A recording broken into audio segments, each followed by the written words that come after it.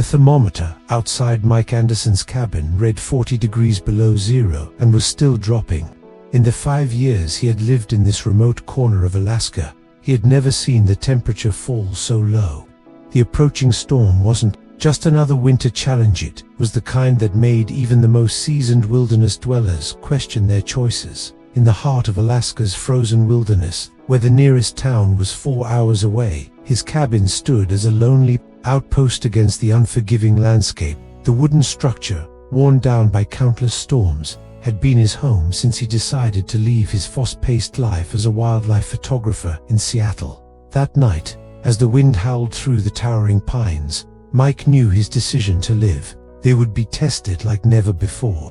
The February morning had started like any other.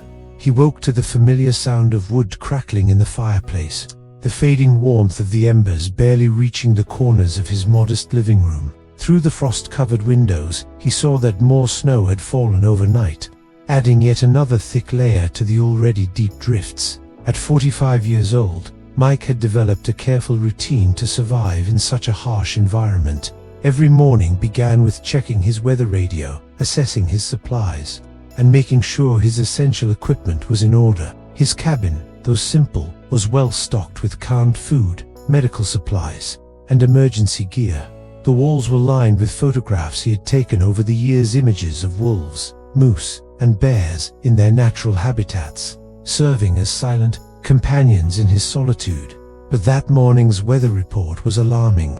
The storm coming from the north promised record-breaking temperatures and winds strong, enough to bring down trees. Mike knew from experience that these conditions could trap someone indoors for days, maybe even weeks. He spent the morning making sure his generator was working and checking his backup heating system. The routine was second nature by now, but he never let familiarity make him careless. In the wilderness, a single mistake could be fatal. His father's words echoed in his mind. "Nature doesn't forgive carelessness, son." That lesson had saved his life more times than he could count. By afternoon, the storm had begun to show its strength. Snow fell in thick curtains, reducing visibility to just a few meters. Outside on the porch, Mike added more wood to the fireplace and started his usual preparations. He filled large containers with water, knowing the pipes could freeze despite the heat tape he had wrapped around them. He brought more firewood inside and checked his emergency lanterns. Living alone in such extreme conditions had changed him in unexpected ways. The constant awareness of nature's power had made him more patient, more observant. He had learned to recognize the subtle signs of the environment, the sudden silence of birds before a storm, the shift in air pressure that made his ears pop, the unusual stillness that signaled dangerous weather approaching. His satellite phone, his only reliable connection to the outside world, was fully charged and ready, sitting next to his emergency radio. The nearest patrol station was 50 miles away, and in that weather, getting help would be impossible for days if something went wrong. But Mike had learned to live with that solitude, finding peace in the quiet moments and strength in his self-sufficiency. As night fell, the storm worsened.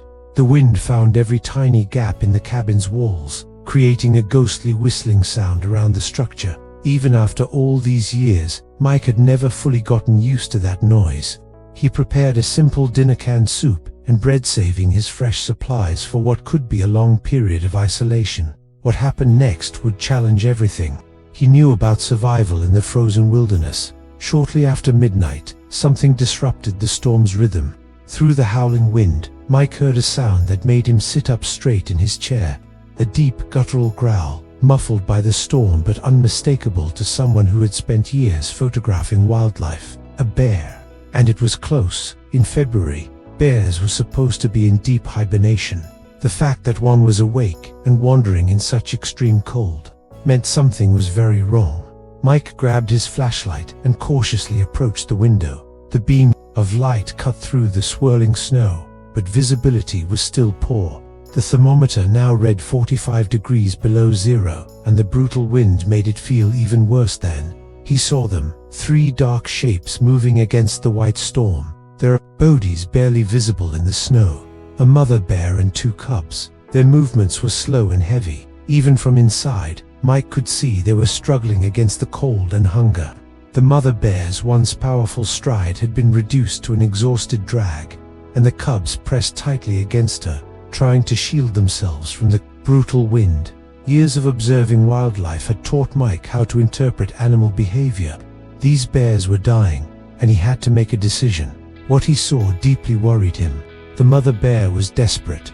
No animal would expose its cubs to such brutal conditions unless there was no other choice. Something must have disturbed her den, forcing them out into the deadly cold. The bears were coming closer to his cabin, seeking shelter from the relentless wind. In the beam of his flashlight, Mike could see ice forming on their fur. The cubs were trembling violently, their small bodies not built to withstand such extreme cold. The mother's movements were becoming more unsteady, her strength visibly fading. Mike's heart pounded as the bears neared his porch. This was exactly the kind of situation every wildlife safety guide warned against. Bears near human structures were already dangerous under normal circumstances, but this was far from normal. In her desperation, the mother bear could do anything to protect her cubs from the cold. Through the window, Mike could now see them clearly. The cubs were much smaller than they should have been, likely born late in the season, which meant their chances of surviving this storm were slim. The mother began digging at the snow near the porch, trying to create some sort of shelter, but the fierce wind undid any progress she made. The temperature kept dropping. Mike's thermometer could no longer register the reading. The liquid inside had frozen. The wind grew stronger, and he watched as the mother bear tried to shield her cubs with her own body, but it was a losing battle. One of the cubs stumbled and collapsed into the deep snow. With a gentle nudge, the mother helped it back up, but Mike noticed that their movements were becoming slower, more uncoordinated. Time was running out. The bears had been fighting the cold for nearly an hour, and their condition was worsening quickly. The second cub collapsed into the snow, and this time, it took longer to get back up.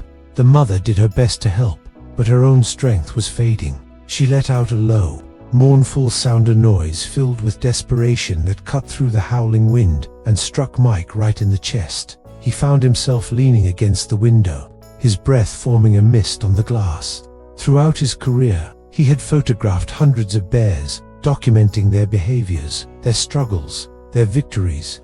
But he had never seen anything like this. The cold was killing them, slowly, right before his eyes. Now, the bears were huddled directly against his porch, making one last attempt to find shelter from the wind. The cubs barely moved, and the mother's eyes were starting to lose their shine. Not even her massive body could withstand this cold for much longer. In the beam of his flashlight, Mike noticed something alarming. The cubs' trembling was slowing down. He knew that was a dangerous sign of hypothermia. His hand rested on the cabin's door handle. Everything he knew about wildlife safety, every rule he had followed for years, told him to stay inside. But as he watched that bear family slowly freezing just outside his porch, another voice inside him grew louder, a voice that questioned the value of survival rules when faced with the lives of helpless creatures in need. The bears barely moved now. The cubs were curled up against their mother, who had positioned herself between them and the wind. Then, the mother bear's eyes met Mike's through the window. In that moment, something inside him broke.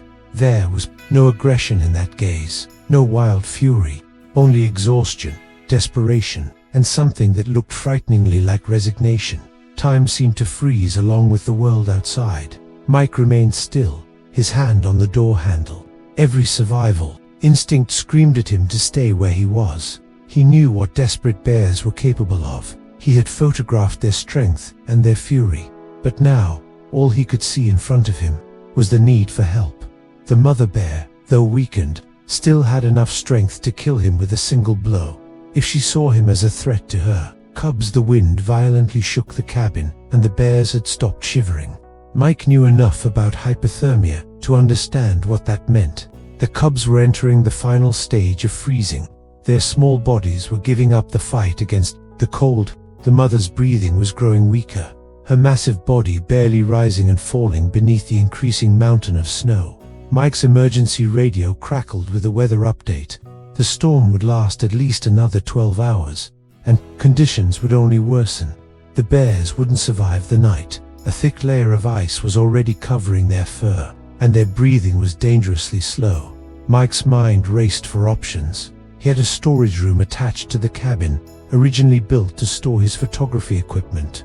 The place was insulated from the cold, separate from the main area, and had its own entrance. It could serve as a temporary shelter, but getting 3 freezing bears there would be an enormous challenge. The risks were immense. If the mother panicked, she could destroy the cabin, leaving everyone at the mercy of the storm. If she attacked Mike, no help would arrive in time. And even if they survived the night, having 3 bears so close to his home could be dangerous. In other ways, Mike glanced at his camera, resting on the table. For years, he had documented wildlife without interfering, believing nature should take its course without human intervention.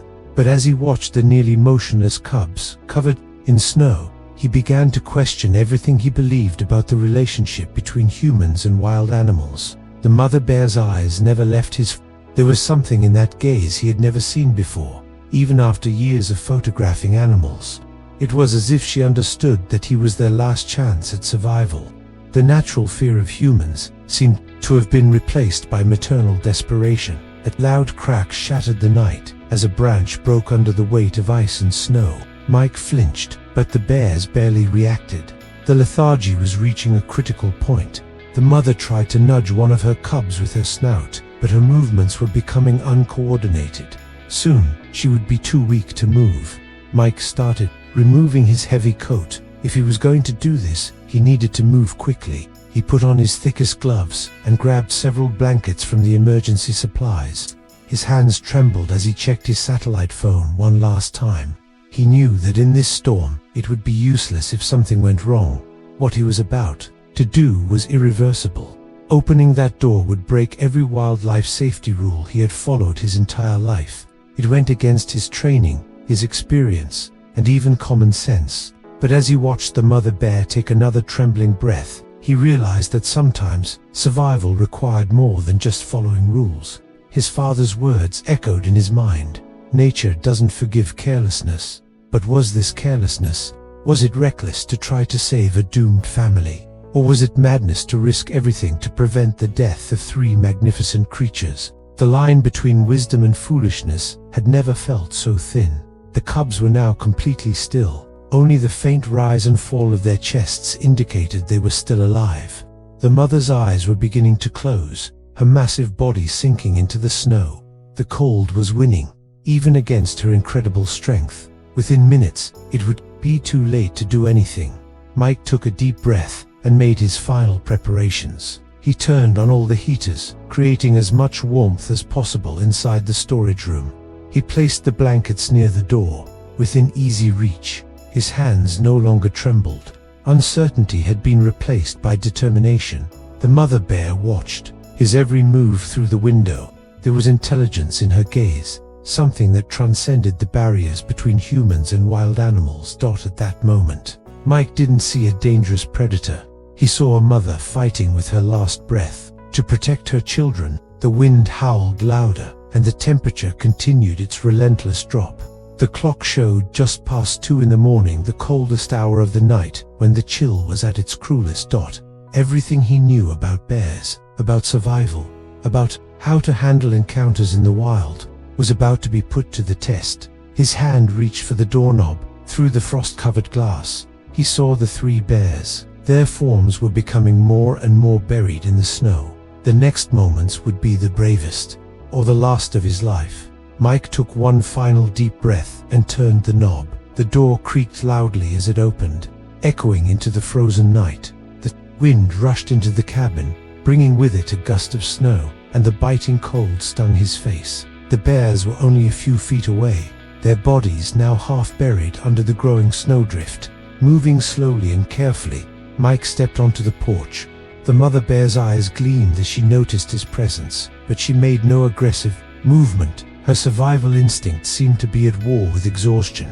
She lifted her head slightly, sniffing the air, but even that small effort seemed to drain what little energy she had left. Speaking in a low, calm tone, Mike began clearing a path from the porch to the storage room door. Every movement was deliberate. "It's okay," he whispered. knowing the bears wouldn't understand his words. The mother bear watched him more closely now, but still without aggression. The cubs remained motionless, almost completely covered by snow, and Mike could barely see their breathing. Time was running out. In this cold, even a few minutes of exposure were dangerous for him. Despite his protective clothing, he had to act now or abandon the idea. With trembling hands, Mike opened the storage room door. Warm air rushed out, forming a mist in the freezing night. The mother bear lifted her head a little more, her nostrils flaring as she caught the scent of warmth. It was the biggest movement she had made in the past hour. Mike's heart pounded as he took the riskiest step, yet approaching the bears with blankets in hand. The mother bear's eyes followed his movements, but her protective instinct seemed weakened by the cold and exhaustion. When he was just a few feet away, he carefully draped one of the blankets over the cubs. The thick wool covered their small bodies, and for a terrifying moment, the mother bear stiffened. Mike held his breath, knowing his life depended on her next reaction. But instead of attacking, the mother bear began nudging the blanket around her cubs, as if she understood its purpose. Encouraged, Mike laid another blanket closer to the storage room door, creating a path of warmth. His fingers were already growing numb, and he knew he couldn't stay outside much longer. Everything now depended on the mother bear's decision. She tried to stand, her legs shaking with the effort. The cubs remained still under the blanket. With surprising gentleness for her size, she nudged one of them with her snout, but he didn't react. The second remained motionless as well. A heartbreaking sound escaped her throat, a cry of maternal despair that mixed with the howling wind. Mike made one final attempt. He slowly backed up to stand beside the storage room door, letting the warm air escape as a silent invitation. His heart pounded as the mother bear fought against her exhaustion with the last of her strength. The massive creature finally managed to rise. For a moment that felt like an eternity, she stood there, swaying in the merciless wind, looking from the blanket to the cubs and then to the open door. Then, with astonishing care, she bit the blanket covering her cubs and began dragging them. Mike watched in pure awe as the mother bear, exhausted with each step, pulled her cubs toward the storage room. The blanket helped them slide over the snow, but every movement cost her tremendous effort. Her muscles trembled, but her maternal instinct pushed her forward. Finally, incredibly, they reached the entrance. The mother bear collapsed beside her cubs, curling her body protectively around them. The warmth began to bring life back to their frozen bodies. Through the small window, Mike watched the reunited family. The mother's eyes remained on him, but the desperate tension in her body was fading. Outside, the storm raged.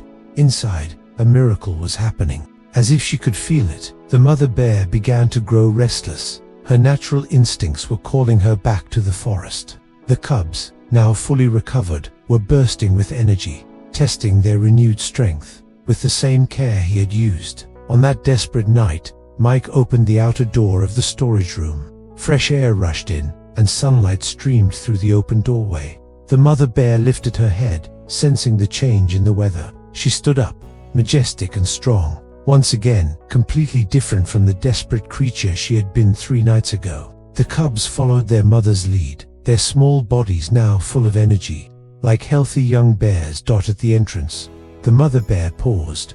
She turned her head toward Mike, who was watching from a respectful distance. Their eyes met for one last moment, and in that instant, Mike felt he understood something profound about the connection between all living beings. Then, with surprising grace for such a massive animal, she led her cubs into the snow. Mike watched as they walked toward the forest, their dark silhouettes shrinking against the white landscape. The cubs ran and jumped in the snow, already forgetting the danger they had faced, as young animals often do. The mother moved more slowly, her powerful form standing out against the rising sun. Just before disappearing into the trees, the mother bear stopped and looked back one last time. She stood there for a long moment, her presence imposing even from a distance. Then, without hurry, she turned and disappeared into the forest with her cubs, leaving behind only footprints in the snow as proof of that extraordinary encounter. Mike remained by the window long after they were gone, reflecting on everything that had happened. He had broken every safety rule in the wild, risked his life for an instinct he couldn't fully explain. But as he watched the sun rise over the transformed landscape, he knew he would make the same decision again. In the years that followed, he sometimes saw bears in the distance and wondered if they were the same family he had saved on that desperate night. But he never tried to get closer or take pictures. Some memories, he had learned, were better kept in the heart rather than in a camera. His choice to open that door had taught him that sometimes survival means more than just staying alive. It means remembering our connection to all living beings, even in the harshest conditions.